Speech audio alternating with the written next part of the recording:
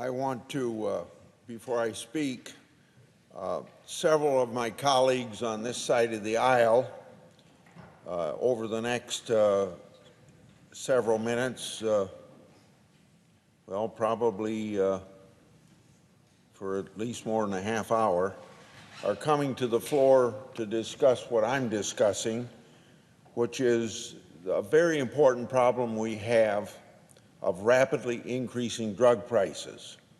So I want to thank, after I speak, these other senators will come to the floor: Senator Braun, Senator Cassidy, Senator Collins, Senator Hyde-Smith, Senator McSally. All of these people have been very favorable in support of the Prescription Drug Reduction Act, and I want to thank them for participating in bringing attention to this very important issue of unjustified increases in drug prices. After these folks I just mentioned speak, I understand that my colleague from Iowa, who is in support of the legislation, is going to come at a later time today. So thank you to my colleagues. According to a recent Gallup poll, 9 out of 10 Americans are concerned about prescription drug prices. Specifically, they're concerned that the pharmaceutical industry will take advantage of the current pandemic to increase drug prices. That poll was published a month ago. Unfortunately, those concerns have become a reality now. So I say 2 weeks ago, Politico reported that pharmaceutical companies have raised prices on hundreds of prescription drugs just during the pandemic. The report says that there have been more than 800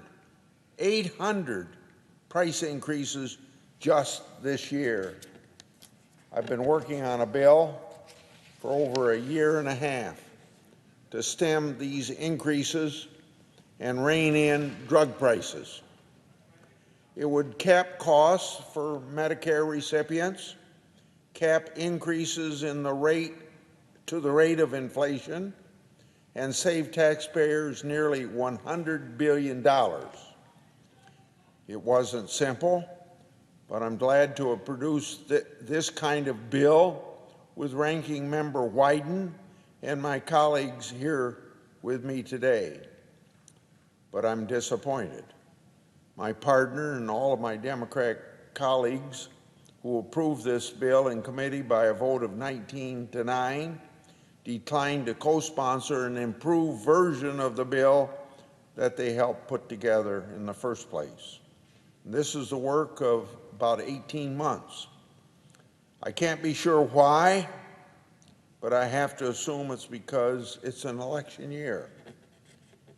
And somehow, by passing a bill that would do so much good in a time with so much hardship, might help Republicans who also support the bill, hurting Democrats' chances of taking the majority.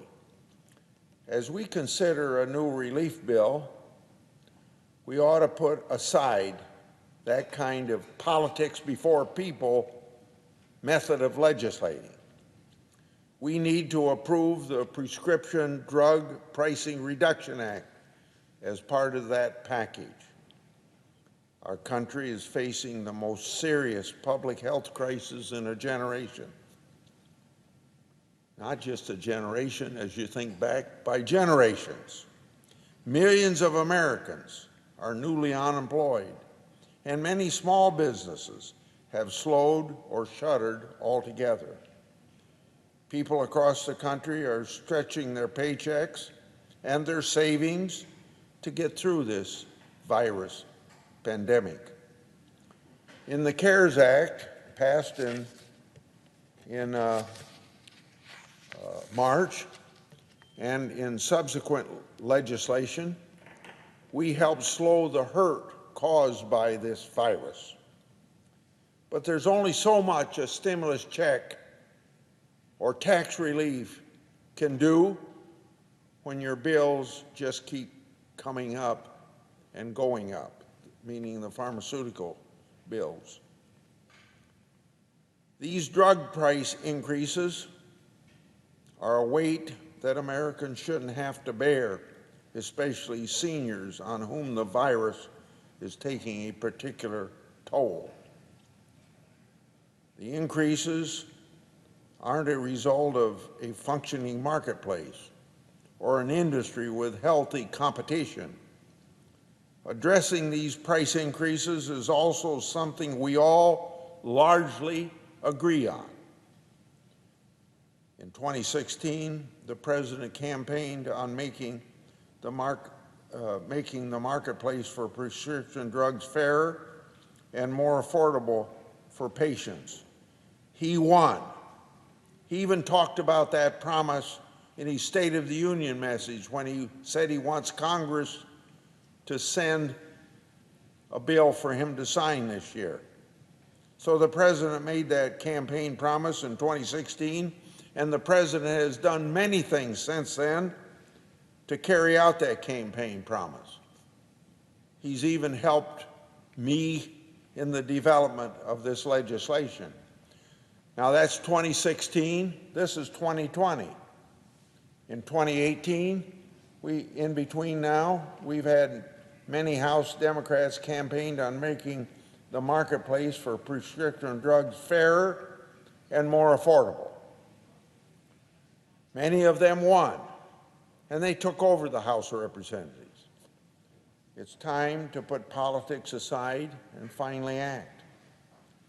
Just because Big Pharma was bankrupting patients before the pandemic doesn't mean that we should allow them to keep on doing it now. In fact, there's no better time to put an end to Big Pharma's price gouging than right now. I yield the floor.